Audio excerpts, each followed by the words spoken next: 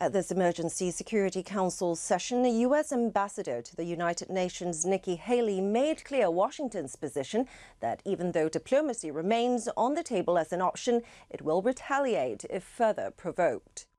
We have never sought war with North Korea, and still today, we do not seek it. If war does come, it will be because of continued acts of aggression like we witnessed yesterday.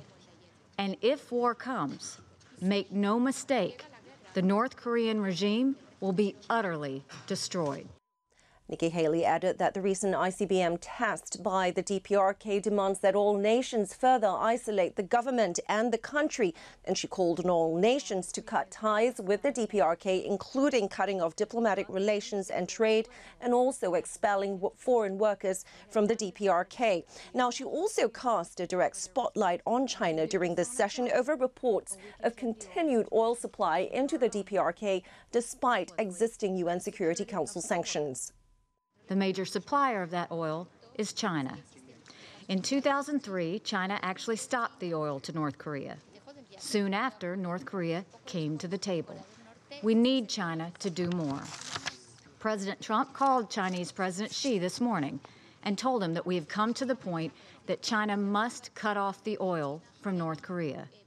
She said that this would be a pivotal step for the DPRK to stop its nuclear and missile technology, and that given how many countries are already making the political and economic sacrifices by cutting ties with the DPRK, she called on China's President Xi Jinping to also take that stand. As for China's response at the Security Council session at this emergency meeting, Ambassador Wu Haitao represented the delegation and emphasized the need to denuclearize the DPRK and for parties directly involved to refrain from further escalating tensions on the Korean peninsula.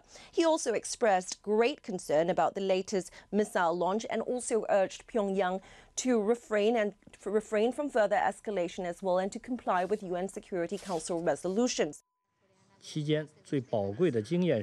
History has proved numerous times that only when parties work toward each other can the peninsula gain a moment of calm and stability. The most important lesson here is that when parties adopt a tougher stance and misjudge each other, chances of peace will pass them by. And those are the words of the Chinese ambassador to the UN, Wu Haitao.